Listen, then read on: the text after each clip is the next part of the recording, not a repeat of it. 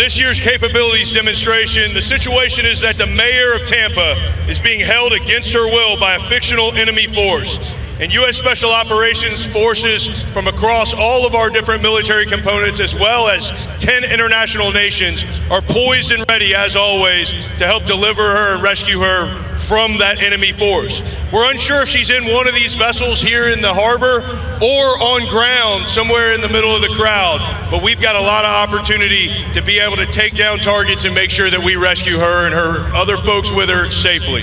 All right, folks, buckle up and let's get ready to cheer for Tampa's home team. I want to direct your attention to the east of Tampa General Hospital, out by the Westin. You'll see a friendly unmanned surface vessel making its way into the heart of this enemy flotilla we have here in front of us in the channel.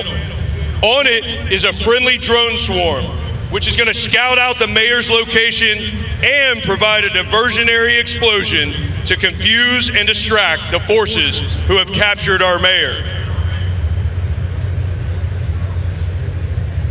You can see the drones launching now. It's the goal of Special Operations Command to pioneer innovation and lead the charge into the future for the United States military.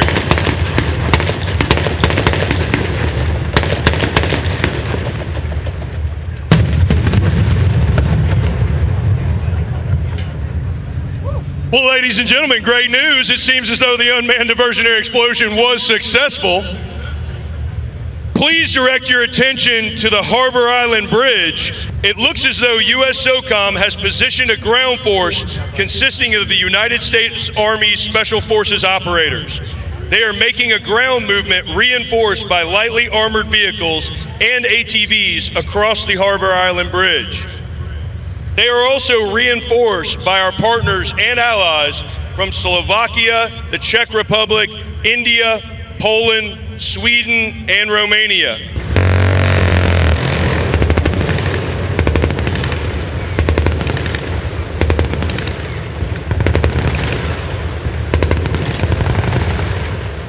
As you can hear, a number of enemy are ambushing our special forces and international operators.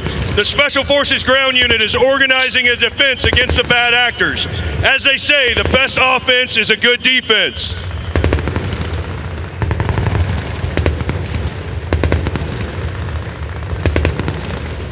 Oh no, folks, it seems that a few of our Special Forces operators have taken injuries. However, no reason to worry.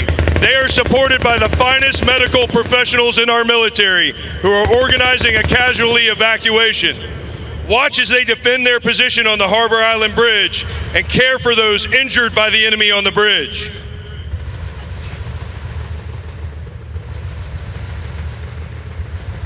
Folks, I'm getting word from our commander located with the ground force that he is going to organize support from another unmanned vehicle.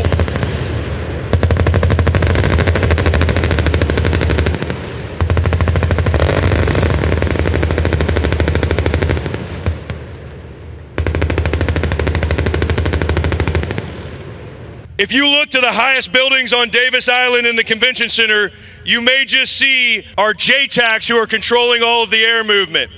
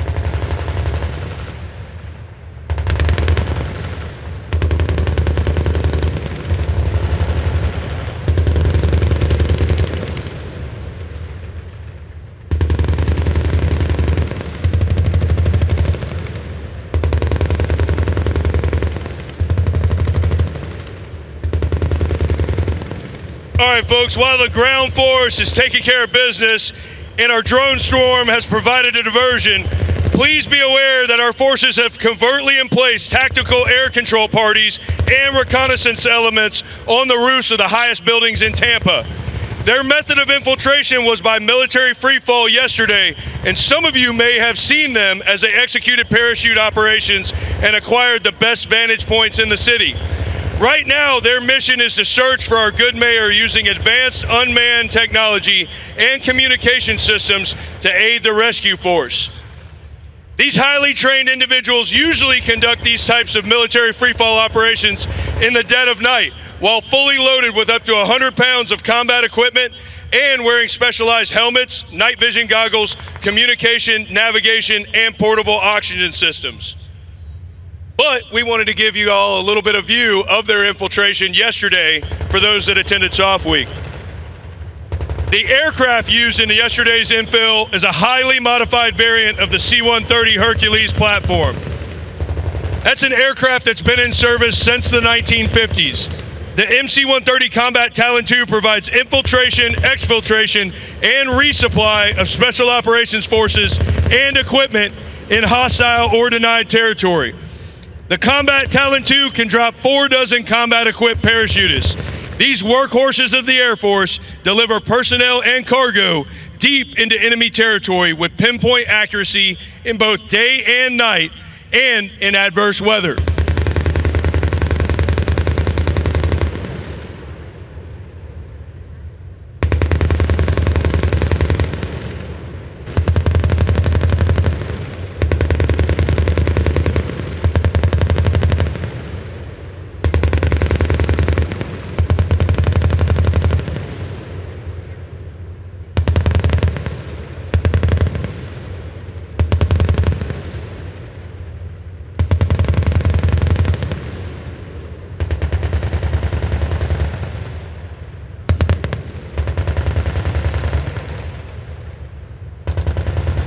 The jump master for yesterday's military freefall jump was an Air Force Special Tactics Combat Controller. Combat controllers are certified air traffic controllers assigned to Special Tactics squadrons. The mission of a combat controller is to deploy undetected into combat and hostile environments to establish assault zones or airfields, while simultaneously conducting air traffic control, fire support, command and control, direct action, counterterrorism, and humanitarian assistance. Their motto, "First There," reaffirms the combat controller's commitment to undertake the most dangerous missions behind enemy lines while leading the way for other forces to follow. Additionally, combat controllers have been instrumental in controlling critical close air support missions in hostile territory within proximity to friendly forces. This special skill requires extensive additional training to be certified as a Joint Terminal Attack Controller, or JTAC. If you look to the highest buildings on Davis Island in the Convention Center, you may just see them. I expect they will be able to quickly find the mayor's position and provide direction to any special operations forces in the area. Speaking of JTACs, all the airspace coordination you will see today is being controlled by 2 of our highly trained JTACs who are positioned on the roof of the highest building on Davis Island. These service members are not only responsible for controlling the layering of today's military aircraft and drones, but they are also responsible for coordinating airspace with the Federal Aviation Administration, Tampa International Airport, Peter O. Knight Municipal Airport, and any aircraft that enters the immediate airspace, even the Tampa General Hospital Life Flight helicopters. Ladies and gentlemen, please direct your attention to the Harbor Island Bridge and the channel out past the Westin. It looks as though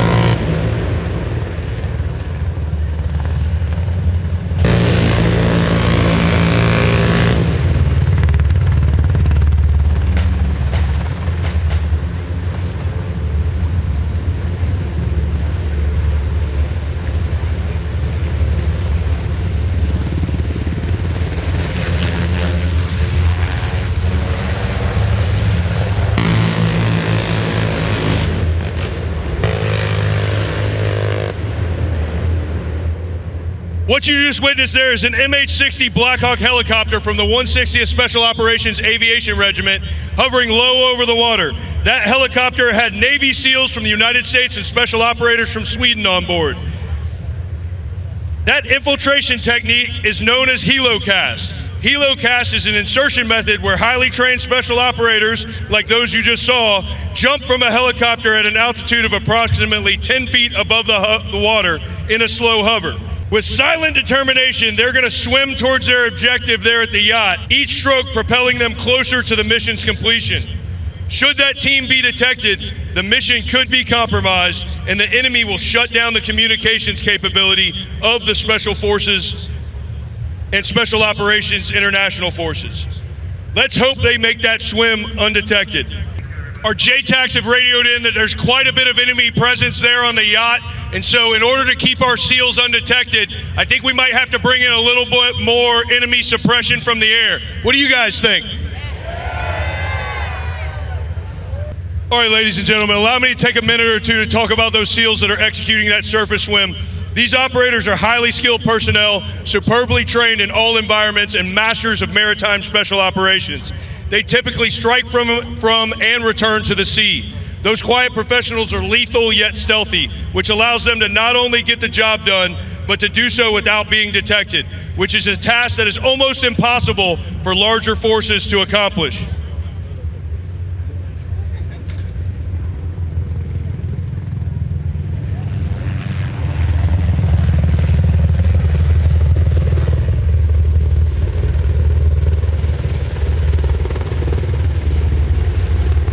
Folks, we talked about the amazing air control that's being done by our JTACs right now.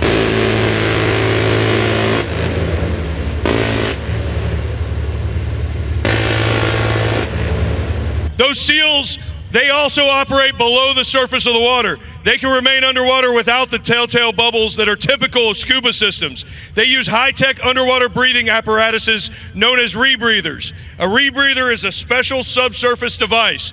All expelled breath is recycled into a closed-circuit system where it's filtered for carbon dioxide. The result is a complete elimination of bubbles, which minimizes enemy detection. It minimizes risk to the mission, puts our force at an advantage, and places the adversary at a disadvantage. For long-distance missions, these divers can even use submarines to quickly cover the distance to their objective.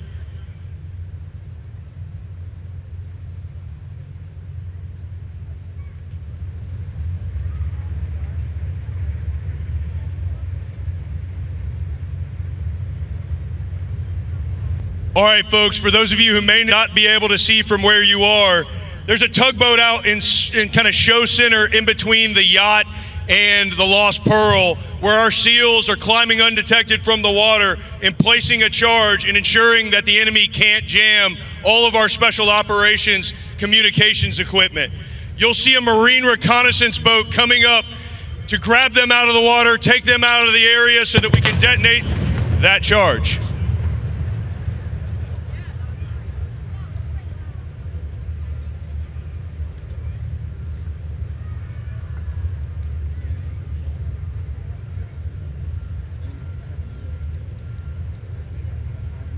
All right, I'm talking to the commanders over here at the jock, and it sounds like communications are still live. So I think that charge knocked out that potential jamming node. So let's give it up for those SEALs as they climb into the Marine reconnaissance vessel.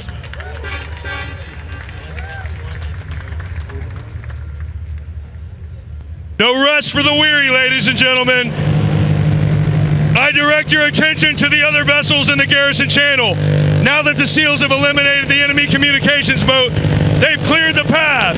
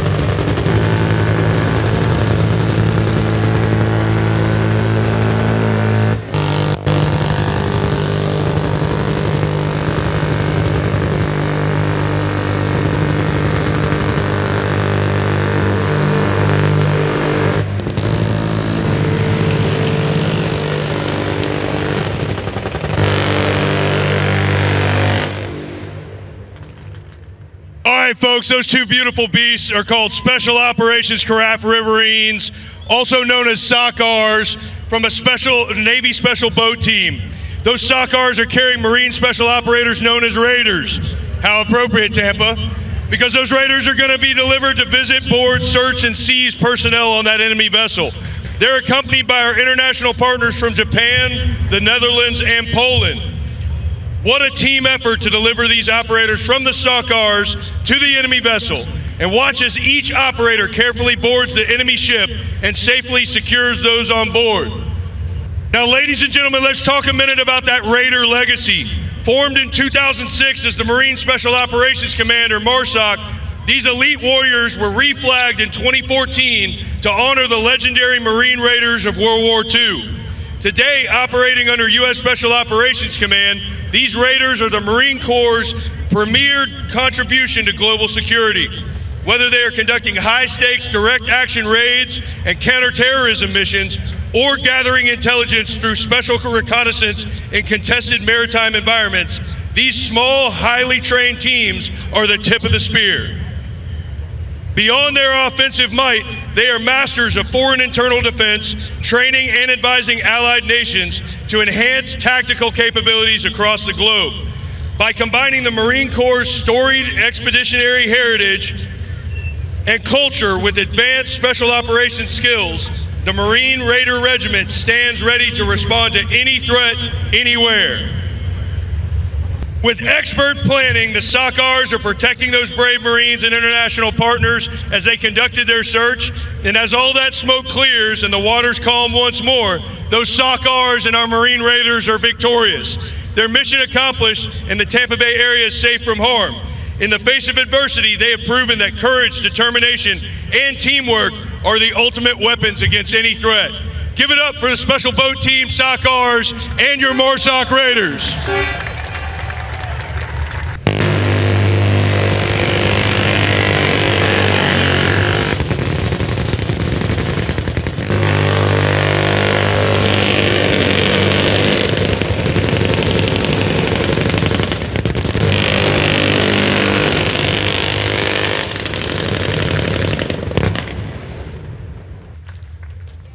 Now, ladies and gentlemen, I'm receiving a radio transmission from the Maritime Commander aboard that lead SOCOM.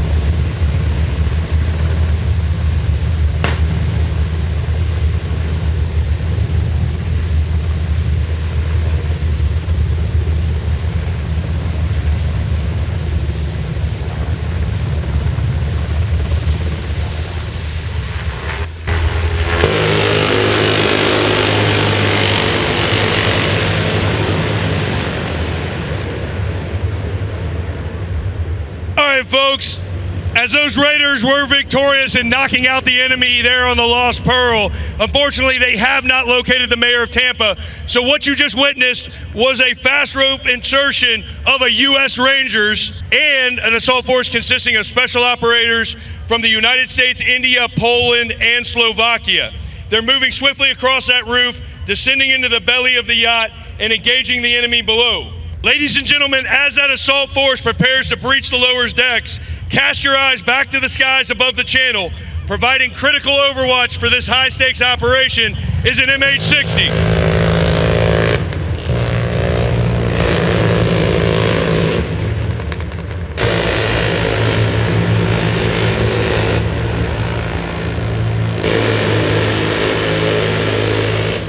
Ladies and gentlemen, not only does that MH-60 have their miniguns, but they're also carrying a highly trained multinational element of SOF snipers. Integrating U.S. and partner nation capabilities, these elite operators are accredited SOF Level 1 snipers, graduates of rigorous advanced sniper courses around the globe. Tasked with delivering precision rifle fire to support the assault teams below, they have mastered a complex suite of lethal skills, including high-angle shooting, advanced marksmanship, and close proximity aerial operations. Watch closely as these international aerial snipers demonstrate unmatched ballistic control from a moving aircraft, ensuring the Army Rangers have an impenetrable, lethal eye in the sky as they fight to secure the vessel. Now, ladies and gentlemen, if you'll focus your attention on the roof of the vessel, it appears that a number of innocent crew members have been identified and are requiring extraction from the vessel as the Rangers continue to search for the mayor.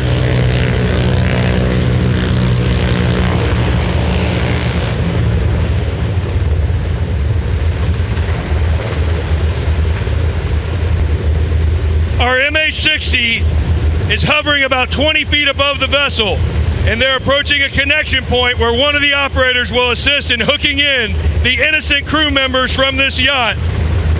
You will now see the special operators demonstrate how they can expeditiously remove personnel from a stressful environment through the Special Patrol Insertion Extraction System, or SPIES. Let's watch the thrilling display of courage and determination and cheer for the bravery and skill of the U.S. and partner nation forces as they thwart the enemy's sinister plot and safeguard the city of Tampa from certain disaster.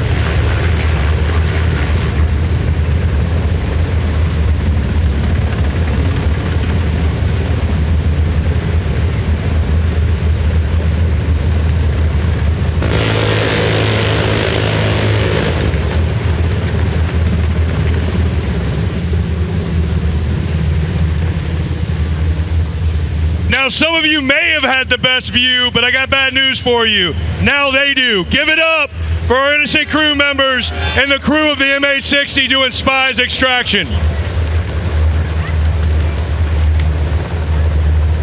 All right, ladies and gentlemen, outstanding news. I'm hearing reports from the Rangers aboard the yacht Starship. It seems that they have located the mayor of Tampa. They are bringing her to the roof of the yacht to enjoy the rest of the performance. Well done to our Rangers and international participants. Please give them a round of applause.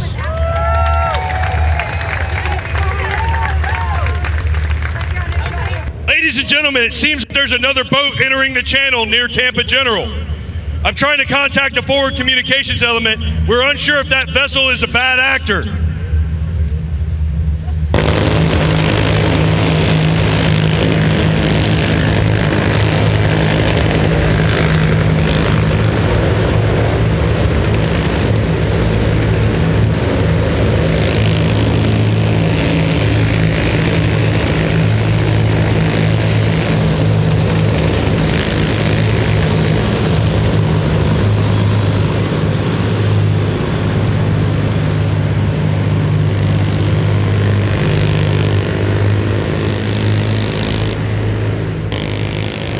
Well, folks, it seems they have declared themselves as unfriendly, and we're trying to intervene against the Rangers and the mayor on the yacht Starship. But as you saw, the SOCOMs are back in action, demonstrating their incredible ability to remain flexible and provide backup for their teammates. Watch as they block the enemy craft and redirect it towards Bayshore Drive. The SOCOMs have successfully thwarted another enemy attack near Bayshore Boulevard. Unfortunately, it's not good enough to just disable that craft. We've got to make sure that the enemy are taken out on it. But now, ladies and gentlemen, I'm told that there's a pre-positioned team made up of U.S. Navy SEALs and Marine Corps Raiders who are capable of surfacing from the depths of the Garrison Channel. If you look closely to the far west end of the channel, you can see our Navy SEALs and Marine Corps Raiders surfacing to board that vessel and ensure that we take out the enemy. But now we're going to look to the sky because I can hear the rumbling of helicopter rotors, and I'm hearing that there's a division of aircraft approaching to provide support for the divers. As always, we're looking for perfect coordination from land, air, and sea. The MH-60 helicopters right there have those multinational aerial snipers.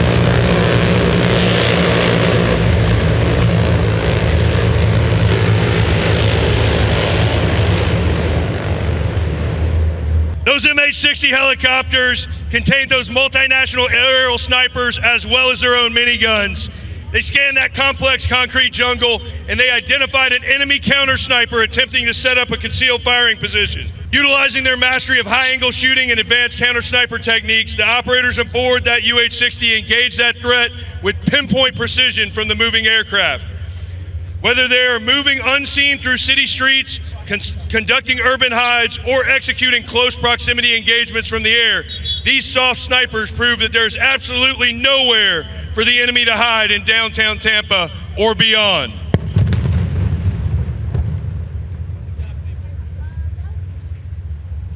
As you could hear, our friendly dive team surfaced, boarded the ship, planted that explosive device, and is now subsurface again to get away from the attack area.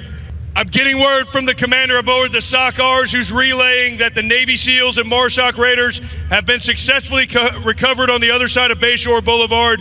Mission success to knock out all enemies. Give it up for our divers and our boat teams one more time.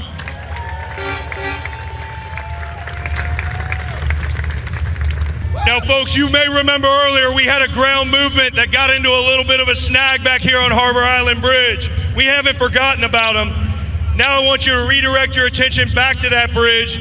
It appears as though our ground force commander has completed a successful casualty evacuation and has called for support from an unmanned ATV to draw the fire of the enemy on the bridge. That unmanned ATV is carrying a drone swarm package that will deploy to counter the enemy ambushers on the bridge. Watch as that unmanned ATV maneuvers around the friendly vehicles and deploys that swarm along with that detonation to take out the enemy attackers. Good news, folks, it appears as though the swarm was successful. The Special Operations Forces and Special Forces are back on the move, completing their movement across the bridge.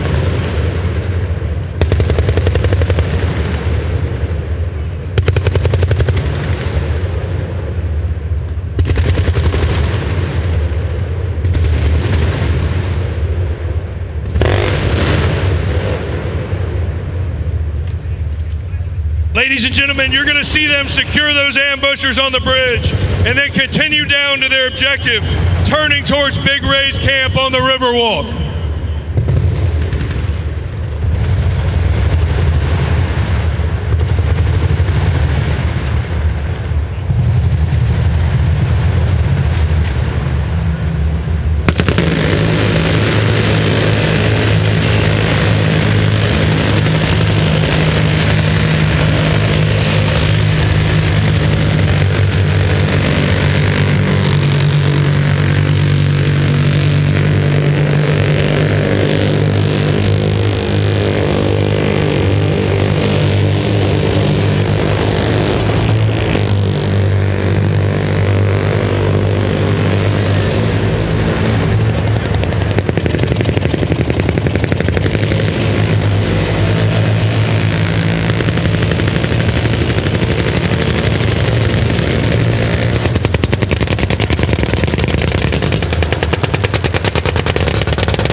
Folks, it seems as though they've identified an enemy headquarters on the Riverwalk, but it's heavily reinforced. No fear, the Special Forces operators have robust close quarters battle training, of which they will use to breach the door to the enemy headquarters. Doesn't hurt to have a little fire support and enemy suppression from those SOCOMs either. The operators want to ensure they are well protected from any more enemy ambushes, and you will hear the breach of the structure, followed by a as our operators clear the enemy headquarters, which plan the mayor's capture. You can see our brave 7th Special Forces Group Green Berets, along with their international partners, stacking up on the door to breach that enemy structure.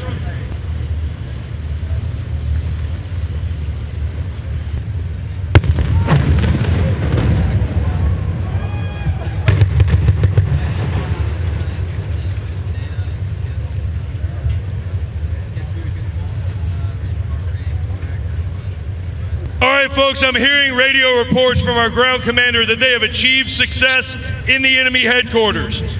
Tampa, our forces have completed their objective and will now consolidate on their vehicles and exfiltrate back to the friendly lines.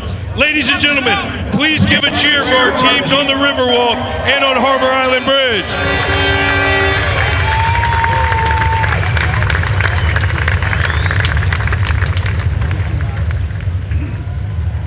Ladies and gentlemen, once again, my name's Matt Parrish. It's been an honor to be your MC.